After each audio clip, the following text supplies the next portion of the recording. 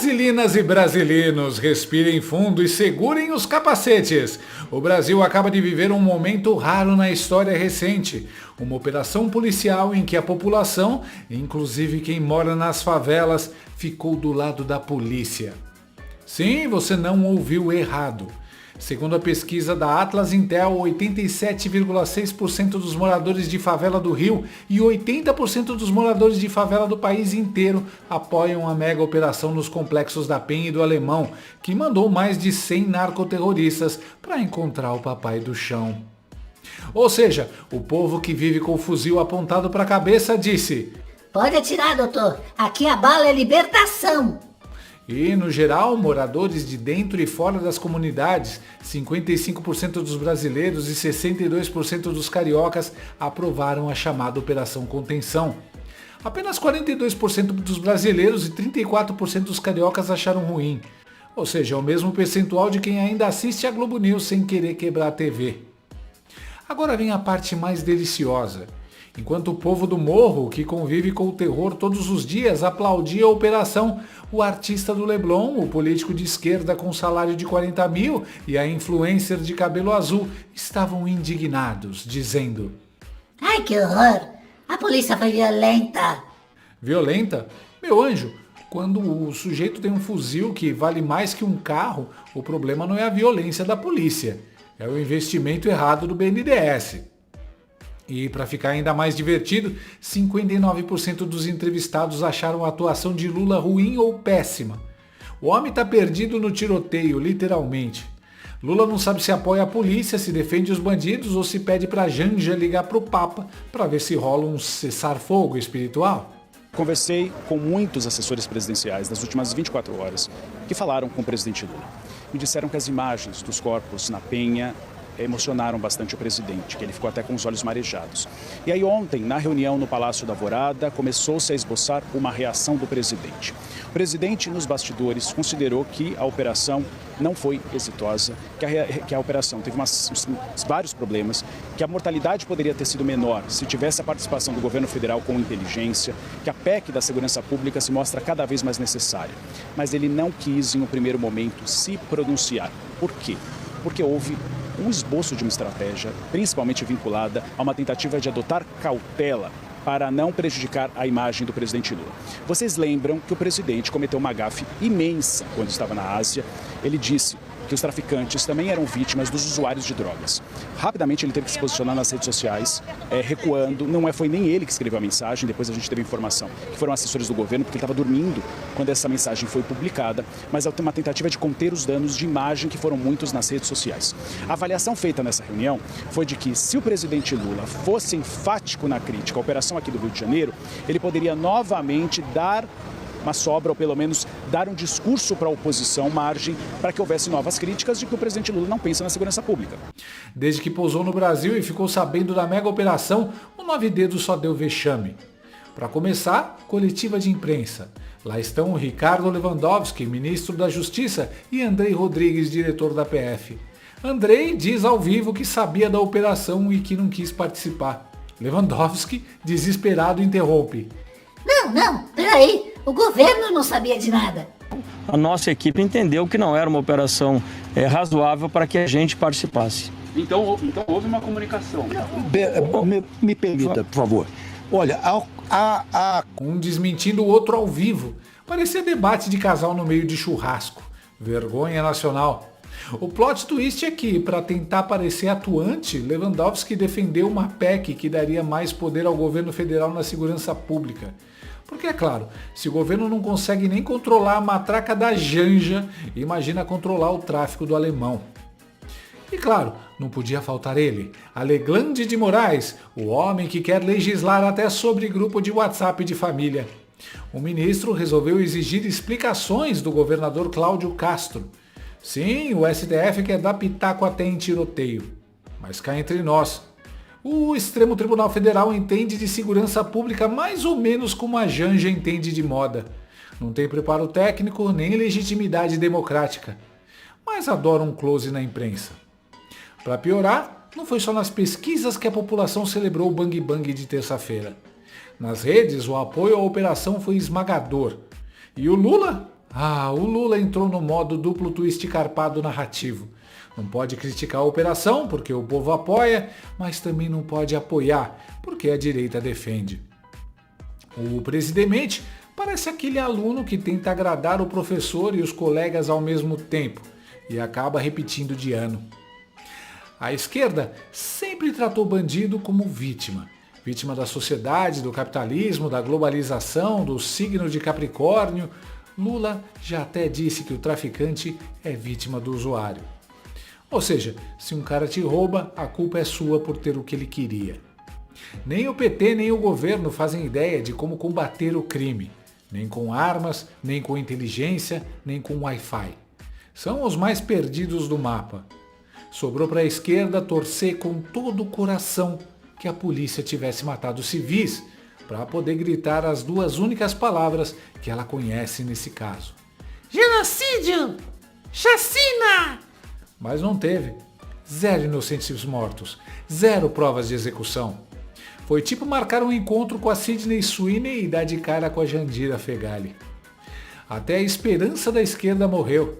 E morreu com ela o roteiro de Massacre do Alemão, Chacina do Alemão, que a Globo já estava pronta para gravar. O secretário da Polícia Civil, Felipe Cury, revelou que entre os mortos havia chefões do tráfico de vários estados. 13 do Pará, 7 do Amazonas, 6 da Bahia, 4 de Goiás, 4 do Ceará, 3 do Espírito Santo, 1 do Mato Grosso e 1 da Paraíba. Parece até a tabela do Brasileirão do crime. Saca a lista dos anjinhos. PP, chefe do tráfico do Pará. Chico Rato, chefe do tráfico em Manaus. Gringo, chefe do tráfico em Manaus também. Mazola, chefe do tráfico em Feira de Santana. DG, chefe do tráfico na Bahia. FB, também chefe do tráfico na Bahia. Fernando Henrique dos Santos, chefe do tráfico em Goiás. Radinha, chefe do tráfico em Goiânia. E Russo, chefe do tráfico em Vitória. Ou seja, o Alemão e a Penha viraram o QG nacional do Comando Vermelho. Era dali que partiam as ordens para o resto do país. Traduzindo, Cláudio Castro fez uma operação estilo Mossad. Esperou reunir todos os chefões, tipo o encontro das 5 famílias no Poderoso Chefão, e mandou bala geral. Se tivesse trilha sonora, seria The Godfather Theme, misturado com Tropa de Elite. Vou te falar, com Milei na Argentina chamando o PCC de terrorista, Trump acelerando no combate ao narcotráfico e a Venezuela caindo aos pedaços, isso está cheirando a coordenação internacional com a inteligência americana. Um crossover de Narcos com Jack Ryan. E a esquerda ainda tem coragem de dizer que faltou inteligência. Faltou foi leitura de cenário, meus amigos. E é aqui que começa o ato final dessa tragicomédia. Todos esses fatos deixaram os militantes de esquerda histéricos, espumando de raiva e descontrolados emocionalmente. E entre eles havia uma pessoa mais descontrolada ainda. A especialista em segurança pública da extrema esquerda, Jaqueline Muniz. A mulher virou meme em tempo recorde ao aparecer no SBT, falando groselha logo após a operação.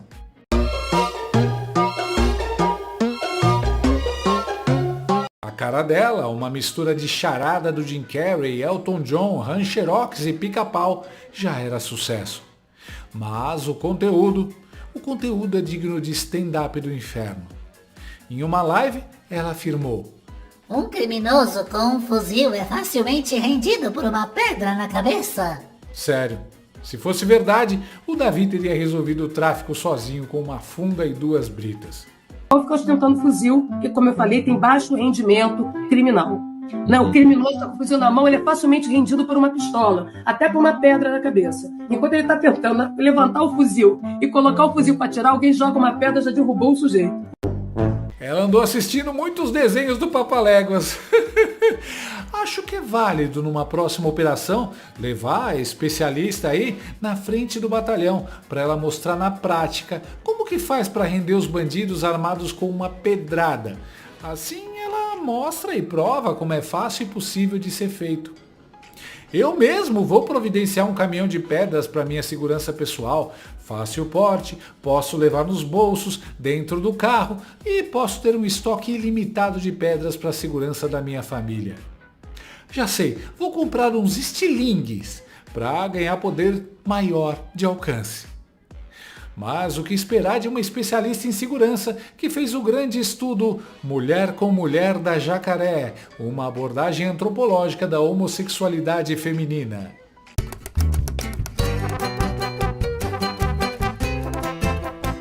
Sério, que piada de mau gosto. E cara, porque é a gente que paga. Mas o auge veio no programa do Paulo Matias. Jaqueline entrou hoje em cena como se fosse a Madonna em 1987, falando sem parar, interrompendo todo mundo, lendo o próprio currículo por 10 minutos e elogiando a si mesma. Eu acho que morreu pouco bandido. Eu acho que morreu pouco. Aqueles lixos que atiraram nos policiais, aqueles lixos que atiraram nos policiais e mataram 4 policiais, não são santo não, minha senhora. Quando eu dou aula há mais de 30 anos, né, nas academias de polícia na América Latina. A gente tem 30 anos de pesquisa. Meu doutorado em estudos de polícia, quando eu fui condecorada pelos polícias como comandante honorário. Certo? Tá? Então tem conhecimento. 2000 anos depois. Professora. Mas a guerra... Desculpe interromper. A operação, ela tem várias falhas. Eu só queria, professora, se você me permite. Perfeito.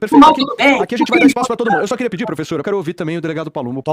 Até que o delegado Palumbo, cansado, entrou no modo bop. Olhou para ela e mandou: Toma uma água aí, professora. A senhora tá meio brava aí, ficou 5 minutos falando do currículo. Toma uma aguinha aí que a senhora tá muito brava. Tá brava. Ficou 5 minutos falando do currículo da senhora, falando, cagando regra, falando que fez doutorado, não sei o quê. A senhora só não sabe o que é pegar um trem desse aqui, ó, e subir e tomar tiro. Isso a senhora não sabe. A senhora é estudiosa, a senhora fez curso, a senhora fez tudo bem. A senhora só não tem a prática. A prática da senhora é zero. É zero. Ó, o currículo da senhora, eu faço isso aqui com o currículo da senhora. Ó. Isso aqui, ó. É zero. Zero. Caga regra e não faz nada. Corte rápido. Põe o óculos, eu vou cagar a regra agora. Faça isso. Ah, tenha dó, minha senhora. Tenha dó, vai. Deixa eu só um minuto, professora. Professora, gente, é impossível trabalhar assim. Me ajuda. Professora, me ajuda aí. Professora, dá um tempo. Só a senhora tá falando aqui. Dá um tempinho. Pelo amor de Deus, eu não tenho a mínima noção que se entrar num local aí, tomar um monte de tiro, de fuzil, eu não tenho a mínima noção. E aí fica cagando regra, falando de currículo, que estudou, que não estudou. Pelo amor de Deus, minha senhora. Pelo amor de Deus, minha senhora. Parabéns. Ó, que currículo maravilhoso. A senhora merece um Oscar pelo currículo. A senhora merece um Oscar. Sabe o que eu quero? Eu acho que morreu pouco bandido. Eu acho que morreu pouco. Aqueles lixos que atiraram nos policiais, e mataram 4 policiais, não são santo não, minha senhora. Não são anjo não, minha senhora. Não fica ninguém subiu lá com o livro, com as teorias que a senhora fala, não, minha senhora. Não, eu tô calmo pra caramba. Eu tô tranquilo aqui, ó. Ar-condicionado, aguinha, ouvindo um monte de lorota da senhora. Ô, Palumbo, professora, por favor. Deixa a professora falar. Deixa só. Palumbo, o mito, o homem. O cara que lavou a alma do Brasil inteiro em uma frase. Foi tipo o momento You Can Handle the Truth, de questão de honra. Ó, o currículo da senhora, eu faço isso aqui com o currículo da senhora, ó. Isso aqui, ó. Aliás, eu acho interessante o fato da especialista do cabelo colorido usar o óculos para beber suco.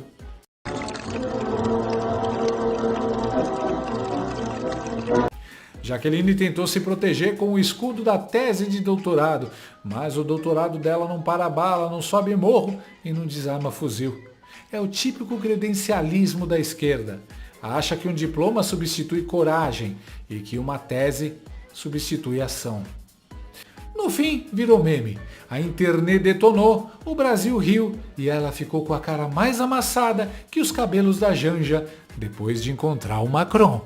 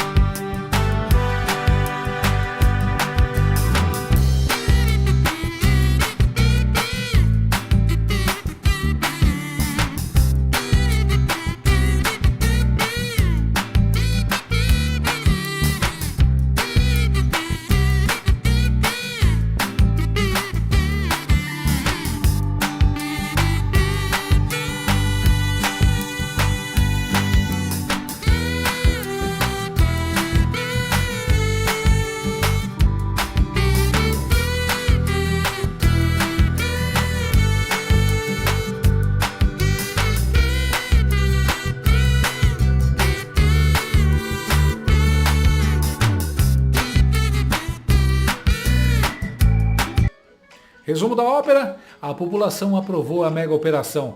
Todos os mortos eram bandidos perigosos. Lula ficou perdido e desmascarado. E a especialista virou piada nacional.